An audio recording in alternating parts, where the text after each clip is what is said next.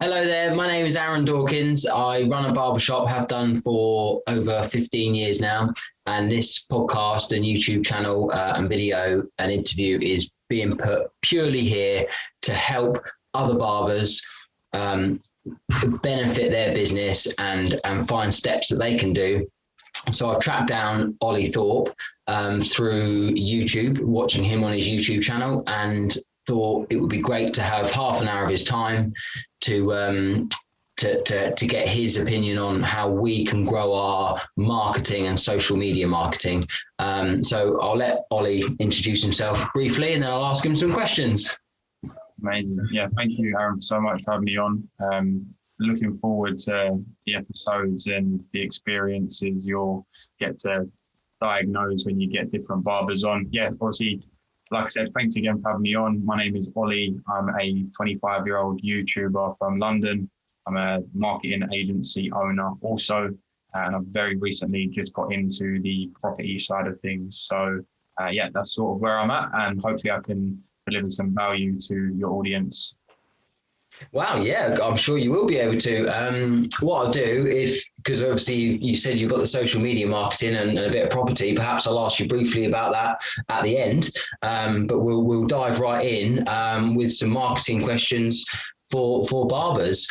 I'm not sure if you've ever worked with any barbers before or given any advice. Obviously, we're standing behind the chair most of the day, and but social media marketing in general, not just social media, I think is so key for people now, because people, rather than search Google or pick up the phone, they just search for a shop on Facebook these days before anything. Do you have any advice as to what would be the easiest way for people to start? Yeah, sure. I've personally worked with a few barbershops when it comes to like promotional videos. We actually managed a barbershop where I'm from, Instagram, for a while. And if I can give any advice to someone that hasn't sort of got any social media presence at the moment when it comes to their barbershop, is we're going to the Gary V documenting versus creating method when it comes to just getting your phone. Even if you have, no resources, like you don't need to have a big DSLR camera, you don't need to have a drone or any of these things that a lot of people would think need to go into social media, even if you just have your phone. And yeah, for a barbershop, the main thing is just documenting, because when you think of having your hair cut, you just think of the social proof side of things, right? So let's imagine you've got two barbershops on the same high street, and one of them's got a Facebook account and it's got no pictures on it. It's just got their logo, it's got their name, probably got some likes of the people that obviously have built relationships with yourself, for example.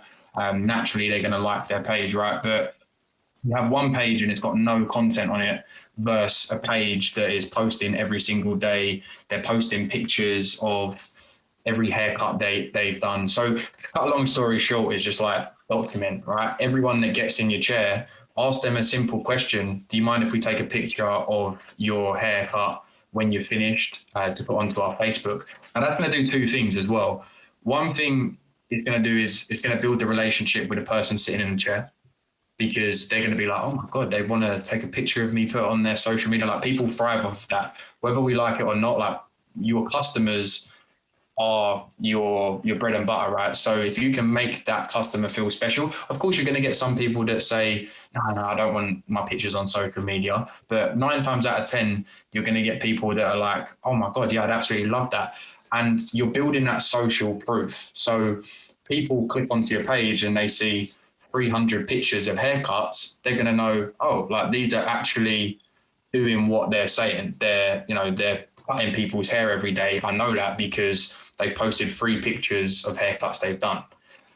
But also what that's going to do is it's going to organically build that network, because if I come to your hairdressers, not that I really need any haircuts these days, but if I come to your hairdressers or barbers, and you cut my hair, you say, yeah, I'm going to take a picture of you.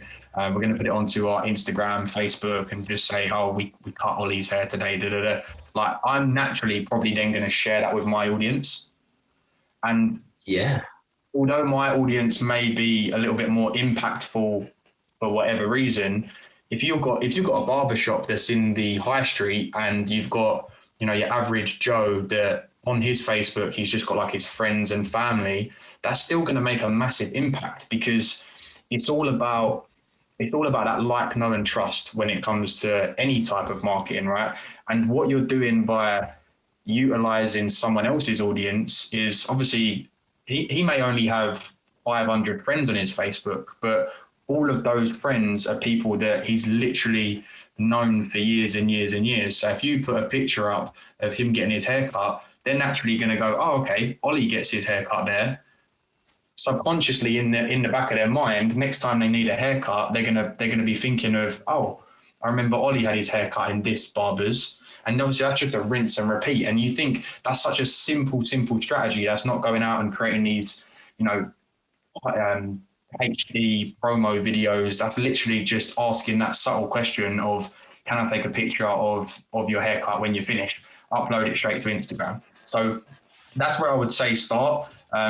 Just literally taking pictures of your results, because you're building that social proof and that library of previous results. So that's where I would say would start. Of course, you know, more in depth, do stuff like you're now venturing out into, interviewing. Like I always say to anyone, whether it's within barbers or, you know, any niche, is if you can interview your customers, it's just going to explode your business, because they're going to speak so highly of you, and it shows the relationship you have with them. But start just literally asking, can I take a picture of you once you finish cutting your hair? And then there's obviously a lot of things that you can stack on top of that as well. Yeah, no, you're right. I mean, as you're saying it, I'm thinking, you know, you could also ask them to, again, share it. So if once you see us posting your photo, can you share it for us?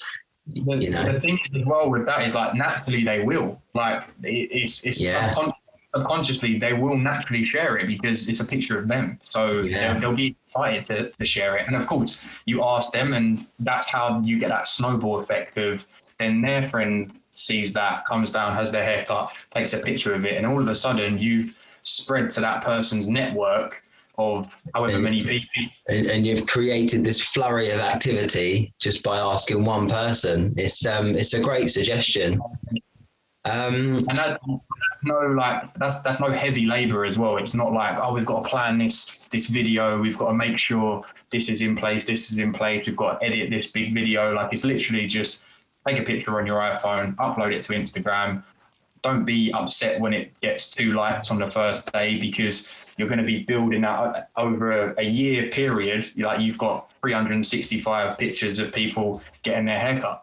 Yeah, exactly. It's a process that you can build up.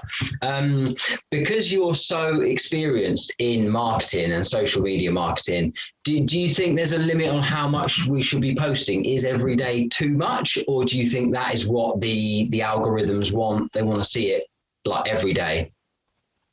I personally would always say, if you can post every day, definitely do it. If not twice a day, because yes, you're always going to get people that are like, oh, like, you know, they're posting too much or whatever. But at the end of the day, those people clearly aren't your audience. And yeah, like, even just using that strategy of just taking a picture of everyone you cut. Say, for example, you have 20 customers a day and you take 20 pictures of every single person. You've got content for weeks on weeks on weeks on weeks. So there's no real reason that you couldn't post twice a day if simply just using that strategy.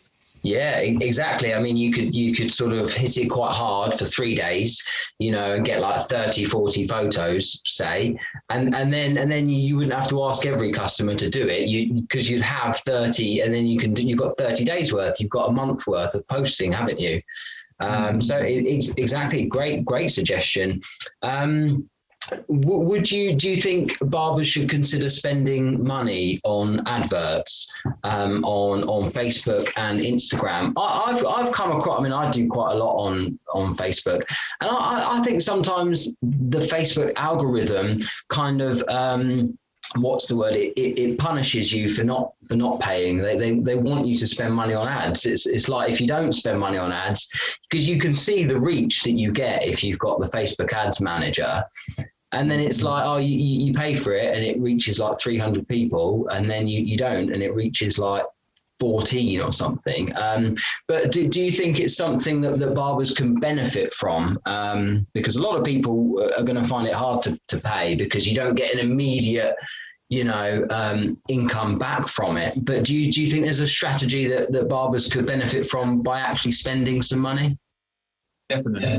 Obviously, that is what we do as a business, is we run Facebook and Instagram ads for local businesses. So, obviously I've seen a lot of great things happen when it comes to running paid ads for local clients, simply because of what you can achieve from it, right? So if you're within a certain location, you can literally run a Facebook ad to the radius of where your Barbers is located. So of course, like with any social platform now, it's sort of like that pay to play.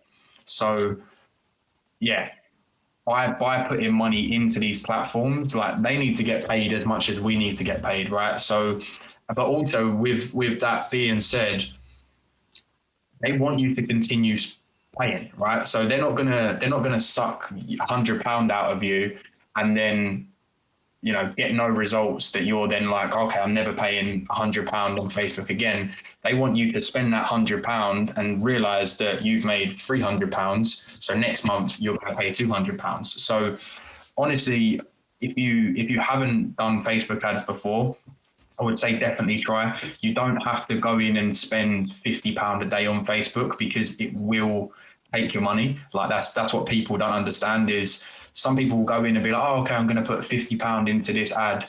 I'm going to run it for a week. I'm not going to test anything. I'm just going to throw it out there and see if it works, sort of thing. And then they'll get disheartened because they, like you said, they don't see a direct return on their investment. And then they'll be like, okay, Facebook ads doesn't work. It's not going to work for me. And then they'll give up. Whereas it's like anything, but Facebook is just a tool. Okay. Facebook is just a tool to allow you to get in front of more people because you still need to think about your core offer. Okay. So it doesn't matter how good Facebook gets your post to people. It's all gonna rely on the fundamentals. Like you can't just put a post out there saying, this is Aaron's barbershop, come down and get your hair cut, because they'll be like, okay, who is this guy? What's his barbershop? You need to have the offer at the forefront of everything. So, okay, on Tuesdays, you get £5 off of your haircut. That's a little bit more incentive driven. And then it's something that you can actually test. So, I'd definitely say any local lead generation, any local business should be using Facebook as a lead generation tool because it's honestly so powerful and you can spend as little as £1 a day and be getting returns on it. But yeah, ultimately it comes down to the offer. Don't just put an advert out for the sake of it. Have a strategy, start low, start at £2.50 a day. And then when you start seeing 3 people turn up the next day that see the Facebook ad and are coming in to redeem the offer that you presented with them. Okay, so we spent £2.50 on Facebook yesterday. We've had 3 customers come in that's paid £10 a haircut. That's a X amount return on the investment. And obviously, as a business owner myself, you need to then look at that not as, okay, we've made however much today from that ad. You need to look at that as, okay, let's put that money back into Facebook and let's see how much we can scale it. And then obviously looking at different offers that you can bring in as well. Yeah. So say you spent £2.50 and then you've got 3 customers in, say £30 they've spent. And then would you say take that whole £30 and then put that back into Facebook ads? Because you could do, couldn't you? Or you could then put your £2.50 or a portion of it back in and try and increase it. But I suppose, like you say, it's a good suggestion to always have something that you can measure it by. Mm-hmm. And then you it gives you a nice bit of confidence that the money's been spent well. Whereas, like you say, if you just put it out, oh, we're down here on this street, you need that customer to mention to you what they saw, really, don't you? And then even that is enough, which is a great suggestion. So would you say maybe £2.50 would be enough to spend to make to benefit from? Do you think that's enough of a start? Because that could be affordable to people. You know, that's the type of amount that people may feel comfortable to get started with. Definitely. I mean, honestly, £2.50 is low. Like, don't get me wrong, £2.50 is a low amount to be spending on Facebook, because what you need to think with Facebook ads as well, it's a bidding platform. So if you're spending £2.50 a day, there's probably someone round the corner that's spending £20 a day. And like anything, they're going to prioritize that over. But what I'm saying is, you can start at that very, very low point. Get the sort of proof of concept, see that it can drive results, and then start increasing it. So any client we work with as a business, I always say you want to be spending a minimum of £5 a day to start. Now, the reason I would say that is so that we can, from the get-go, be testing 2 different ads. Okay, so then you can test 2 different ads at £2.50 a day for a week. So let's just say, like, a little strategy if you was to do Facebook ads for your own business, right? Yeah. £2.50 a day on 2 different ads. So you're spending £5 a day, and then you just want to do 2 different creatives. And it's what I mean about, like, testing different things instead of just throwing stuff out there and hoping that it works. You can always get your cost per lead down. Okay, so even if you're getting a cost per lead of 10p, you can always get it down to 5p. Even though getting a lead through the door for 10p and then spending £12 on a haircut is obviously insane profit, you can always do better, in my experience. So start off £5 a day. That allows you to then put 2 different ads at £2.50 a day. And it allows you to put one ad out that says, you know, click this link, or however you're going to word it, and on Tuesdays you're going to get £5 off of your haircut. But then alongside that ad, you can also reword it. Okay, so it's not the exact same ad. You're writing your copy a little bit different. So instead of you just going straight away with, this is the discount, it could be a video of yourself explaining where the barbershop is and some of the people that you cut hair for in the past, or something along those lines, and then you're incentivizing the offer. But at least then in a week's time, you've only spent, 50 quid or something like that. But then you have this data for you to work with that you can see, okay, video A only got us 2 people through the door, but video B got us 10 people through the door. Well, obviously we're going to say, okay, so what was the difference in the 2 videos that this one got so much more results than this one? And then next week you can say, okay, we're going to turn this ad off because that obviously isn't doing as well as this one. And then we're going to duplicate this ad that's doing really well. And then we're going to further test it. We're going to see, okay, if we then change, the call to action in this ad, is that going to then increase the results? And obviously Facebook ads is just constant testing. Like you'll never be done. There's always room for improvement. Yeah, this sounds great. And like you say, that way, if you've got the 2 running, you can be constantly experimenting because you're not changing the one that works. You can leave that running and then you can just experiment off of that.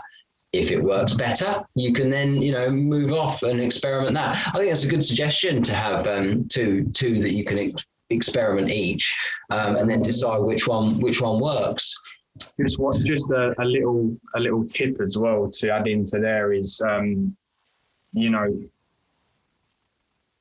obviously that's what we do as a service. But one thing I'd say is obviously if you're running your own barbershop or any local business, really, if you're a builder, you're, anything along those lines and you're relying on lead generation. So you're not physically selling products online, because with that, the scalability is insane because you can run ads, worldwide. Whereas someone like yourself, you're not going to want to run ads to people in Birmingham because they're never going to come to your barbershop, right? So you can get very, very specific in the area that you're running the ads to.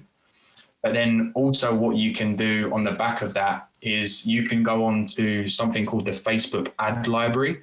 And it is common knowledge. Like, you can go onto Google, literally type in Facebook ad library, and you can spy on other people's ads. And it is something that I literally do for clients. It's sort of that method of not reinventing the wheel, because I can go on and type in, barbershops on the Facebook ad library, and all of a sudden I'm going to see, 30 different barbershops from all across the UK or wherever you're running the ads. And you can see all of these different ads and what they're running. And from that, obviously, you can then get inspiration and motivation on what's working. And obviously, if you see that Barbershop X has been running the same ad since February last year, you'd hope that they're making a return on their investment from that, because they've kept the ad on for so long. So then you can go, okay, I like this from this ad, I like this from this ad, I like this from this ad, and then stitch your own sort of ad together and then test it. But then you also know that it's obviously got to be working, and then you're not sort of just shooting, an idea out in the dark. So that's wow, what a fantastic tip. Is that Facebook ad library? Yeah. Did you say? Wow, what a fantastic tip that I'm sure a lot of people can benefit from. So to get some inspiration and some ideas can just help you just propel your ideas into what you really want. Great idea. So talking about like an overall marketing and social media strategy, as in just posting things, posting tutorials, posting, anything like that, any good information. Is there a way that anyone can add a monetized system to their business? I know YouTube, if you build up a big enough channel, you can get paid from advertising. Is that the only way, or is there any other little way, even if it's small, the way that people could think of adding a little arm to their business? Sure. As an online business owner, I always preach multiple streams of income. So, that's always something you can do no matter what industry you're working within. So as a barber shop, I think there's plenty different ways that you could do it. One being like products. So if you have like, hair gels, those type of things, grooming kits, you'll get a lot of people who come in. Obviously, everyone that's walking through the door is looking to take care of themselves. So, hair gels, moisturizers, those type of grooming products, if you like. There's always an opportunity for you as a barbershop to go ahead and create an online store, because that can then become worldwide. You've obviously got the suppliers already, you've got the products there, and you, just by creating that store, you've then got that presence that people can then buy from you 24/7, 7 days a week, whether they're coming into the barbershop or not. So honestly, that's what I would suggest straight off the back, is create your own online e-commerce store, because for however much it costs to set up and maintain a e-commerce store, probably like £30 a month. If you was to sell one product per month, it's going to pay for itself, and it's just that extra little incentive. The other thing would be affiliate marketing. Affiliate marketing is something that I do, and it's pretty much like passive income, if you like, now. So just from the other avenues of putting out content, I'm promoting products that I use on a day-to-day, and people do this full-time, affiliate marketing. I don't. I just recommend products that I genuinely use, because that's me as a person. That's what I'm sort of about. Like, I wouldn't want to recommend something that I've never personally used to someone, because that's just not me. I'd prefer to build my brand up on, products and services that I actually use on a day-to-day. And when I make tutorial content on how to use Lead Pages, for example. Lead Pages is a company that I work with. They are a landing page and website builder. And all of my podcasts, I basically partner up with Lead Pages, and just simply say, if you guys use the link in the description to sign up with Lead Pages, you get a free 14-day trial. And if you then do sign up with them, I'll get a small commission for it. And the best thing about softwares like that are you can get a lot that are recurring commissions. So Lead Pages, for example, you'll pay £26 a month, I think I pay for Lead Pages. So if someone signs up for my link, through my link for Lead Pages, I'll get a small commission. I think when someone signs up, I get about £5 something per month for everyone that signs up for that link. And obviously, if they continue using Lead Pages, which hopefully they would, because I'm creating content that's showing people how to use that platform, so they've got a reason to continue using it, I'll continue getting that small commission for them paying that monthly balance. Okay. And that's just something that relates to me, because obviously I'm an online marketer. I'm building websites, funnels, and those type of things every day. And my audience is around that sort of niche. But there's probably a lot of things that you could get into when it comes to affiliate marketing for, same again, if you didn't want to create your own store and have like the hair gels, moisturizers and stuff like that, I can tell you for a fact there'll be tons of stores that you could become an affiliate for, and then promoting their products in the background. So let's say you're going to start this podcast, right?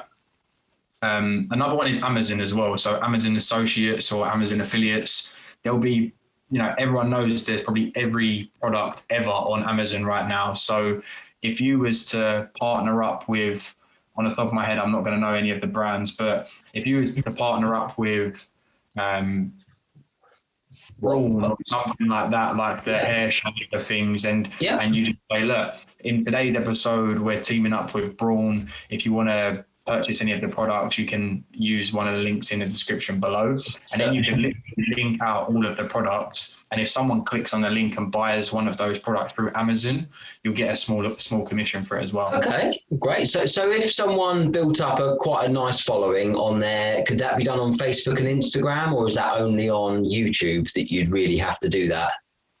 It can be done on either. Obviously, you just need somewhere. Like Instagram, you can't necessarily send people to the links. Yeah, like you would be able to do it, but you'd have to create like some sort of landing page or website where you can send people to. So the easiest one is YouTube. Yeah, the thing is with YouTube is, for me, YouTube is always going to be like the holy grail of platforms, even though I'm on all of these other platforms. But, the way that me and you met, for example, right? Legit, how did you and me meet? I think I found you on YouTube, and then I messaged you.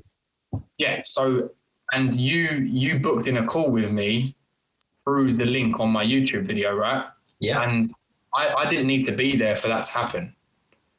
And that is the power of YouTube, is something that you can create a video once, and you can have a link that has, book a call in with me, or buy my product, or, do this. And that can sit there 24/7, 7 days a week, and be working for you. So I'd always say YouTube, because it's also search. It's a search engine, right? People forget that YouTube is the second largest search engine when it comes to the online space. So you got Google, and then you got YouTube.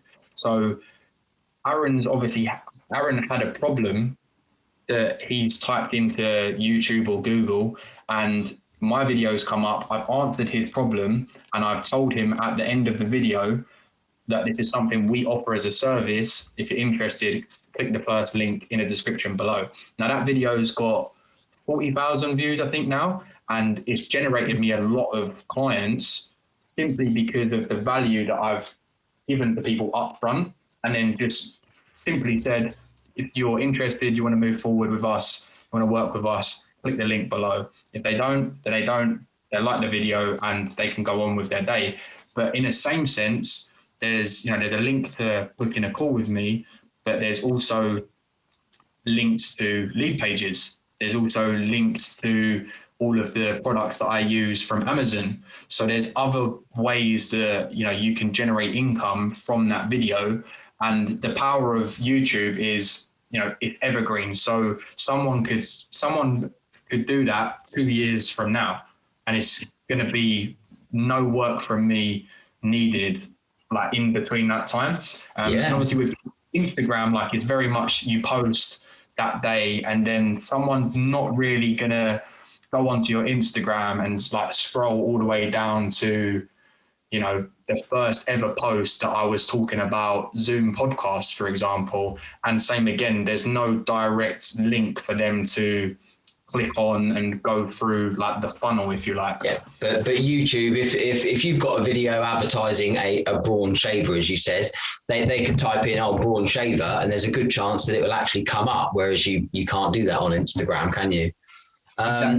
So something I'd say as well, like just before you go on to the next thing, is you was talking about content ideas and stuff like that. Like I don't know anyone that's in a barber shop that's like reviewing the shavers that they're using, for example, and why this shaver is better than that shaver. And these are the type of people that rely on like user generated content as well. So if you can start creating content as a barber for these brands, like you're going to create such amazing relationships with those companies that you'll probably end up, getting stuff sent to you just because of that content you've made.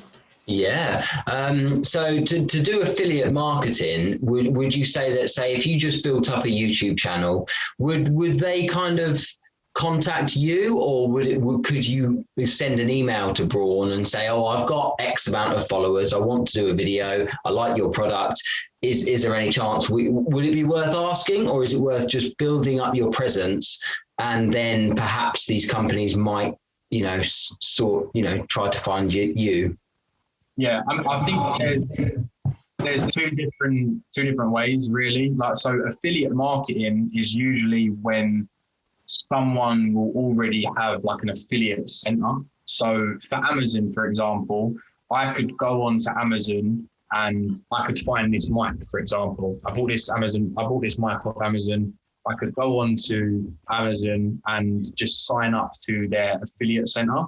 And what that's going to allow me to do is it's going to allow me to find this product, literally copy the link. And because I'm signed into my affiliate account, it's gonna do a separate link that I can then put into the video, and say, for example, we're doing this video, subconsciously I can say, picked up this mic off Amazon. If you want to check it out, click the link below. That's something you can do on your own link. So you can go to this affiliate website, and then it will create a unique link to you, and then all you do is put that in your content, and if anyone uses it, you've got it, it will give you the commission to your account, so you don't even have to contact anyone. Right. Well, these are great little nuggets for people that people can start looking at and exploring. I don't know if you've got that's true, like passive income as well, because and obviously it depends on the product, but my Amazon Associates account, like it doesn't generate a lot of income, but you think that's completely passive income. That's something that I'm literally just putting the links of stuff that I'm already using. And the good thing about Amazon Associates as well, just so you know, is if you clicked on my link on one of my videos for this mic, and then you clicked onto it and you're like, oh no, you know what? I don't actually need a microphone at the minute. But then tomorrow your other half says, oh, come on, Aaron, like we was going to get that plasma TV like last month. Like we haven't got it. Like what's going on? And then you go, okay, cool. I'm going to go order the plasma TV, because you clicked on my link within 48 hours. I think it's 48 hours. It might be 24 hours. But if you click on my link, don't buy anything, but then within that certain time frame, go ahead and buy something else. you'll still get the commission for it. So there's been plenty of times where I've checked my account and it's like, you've got a big commission for something that I've never promoted, but that's only because it will remember that you've sent them to Amazon within that time frame. And even though like you haven't directly promoted it, they're still going to see that as you sent them to Amazon. So yeah, it's also something to note. Wow. Well, if Amazon sell Braun shavers and people go there and even just look at the link, like you say, and even if they buy something else, which everyone does on Amazon, you could still benefit from sending them through that link. Great advice. Really appreciate that. I've literally got my last question, last quick question, and then we'll just ask you about yourself and that's all we've got for today, I think. Like, for example, my booking system, we don't have a blog and a subscription, but it would be nice to be able to capture people's emails from social media. So if someone just quickly watches your video and they like it, and is there any way that we can get someone to sign up when you don't have that feature on your website? Yeah, so I mean, I'd always suggest, creating an email list from the get-go. I use something called MailChimp. You can create a free account on MailChimp. I think you can get up to 1,000 users, I think, on your email list with a completely free account. I mean, it goes back to me talking about the Facebook ads and, have your offer at the forefront of everything. Don't just run an ad. It's the same with generating emails and creating an email list. Is they need an incentive to sign up to your emails. Like, what are they benefiting from signing up to your email list? If you've got MailChimp, then if you set up an account with MailChimp, do you just have to enter that email yourself, or can they sort of sign up through MailChimp?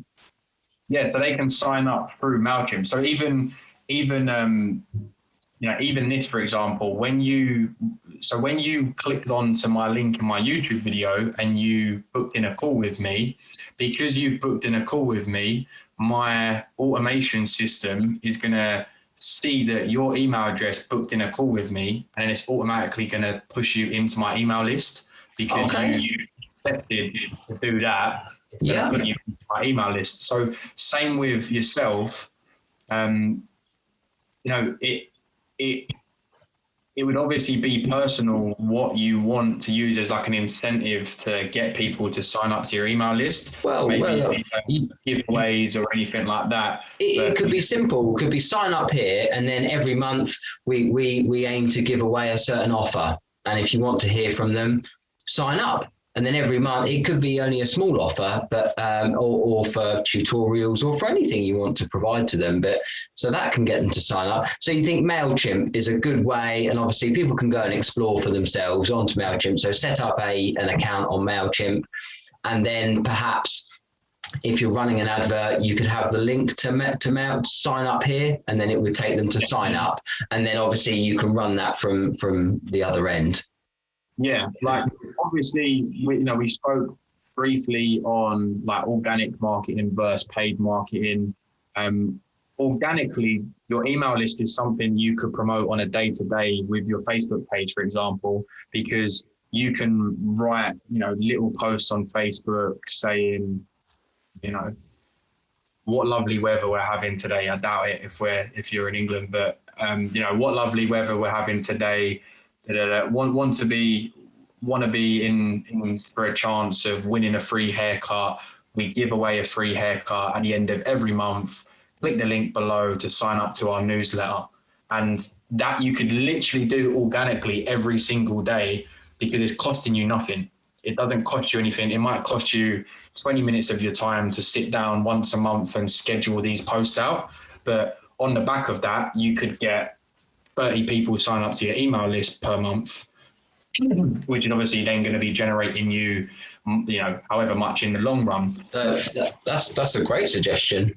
Yeah, and an email list as well. What you got to think, Aaron, is, touch wood, my Instagram, my Facebook, my YouTube gets, doesn't get shut down tomorrow, but if it does, I've lost all of those connections that I've sort of built and spent a lot of time, generating. So that's why an email list is the only thing that us as business owners really own, which is kind of a scary thought, really, because I've had clients that have done whatever to their Facebook accounts and have got completely locked out of their Facebook accounts to a point that I genuinely can't help them. It's only ever happened once, and it wasn't even a client. The client come to me because they thought I would be able to help them get back into their Facebook account, and God knows what she had done. But we literally couldn't get into her Facebook account, and she's like, "Oh my God, I've got all of these customers that come to me every month and they message me through my Facebook account. Like, what am I going to do? What am I going to do?" And it was heartbreaking because it's sort of that thing of having all of your eggs in one basket that like, I wish I would have been able to say to her, like, "Oh, you should have got their emails separately. Yeah. And then you've still got it. An email list is very, very underrated, I think, in this day and age, because if someone signed up to your email list, you pretty much know that they're either a customer or a potential customer because they're interested in what you have to say. And it's also something, like you said, you can provide value to them on a day-to-day, and they might not book in an appointment with you this week, but in the back of their mind, they're going to be thinking, okay, yeah, I remember that email I got from Aaron last week saying why you need to have your hair cut before you go on a night out or something like that. All of these little things. And also you can automate it. And obviously as business owners, we're busy, right? We're busy.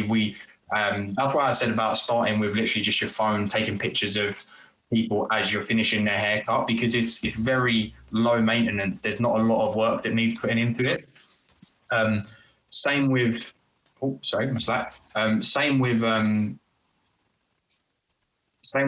generating like an email list is like you could sit down once a month and create those 4 weekly newsletters that are going to go out and literally schedule them to hit your email list every Friday, Saturday, Sunday, or whenever you anticipate. And you can send them out through the MailChimp. Yeah. Great. Well, I mean, that's a great idea, great suggestion for everyone who's listening. And I think a lot of people are going to benefit from all of that information. I know I certainly have. You've told me things that I didn't know. So I greatly appreciate your time.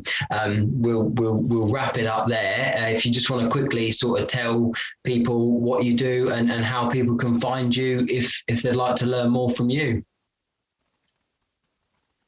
Yeah, sure. So, my main hub is YouTube. I predominantly create content around personal finance, online business systems, and content creation. So you can find me on YouTube or Instagram at Olley Thorpe. That's OLLEYTHORPE, Thorpe like the park in the UK. And hopefully that answered some questions that you obviously had. And I'm excited to see the podcast. Yeah, excellent. I'm sure loads of people have got value and they know where to find you if they want to ask more. So I think we'll make a lot of people happy with that information. It's nice for people to know that they can just ask a simple question and help their businesses. So thank you very much for your time today, Olley. No worries. Thank you again for having me. Our pleasure.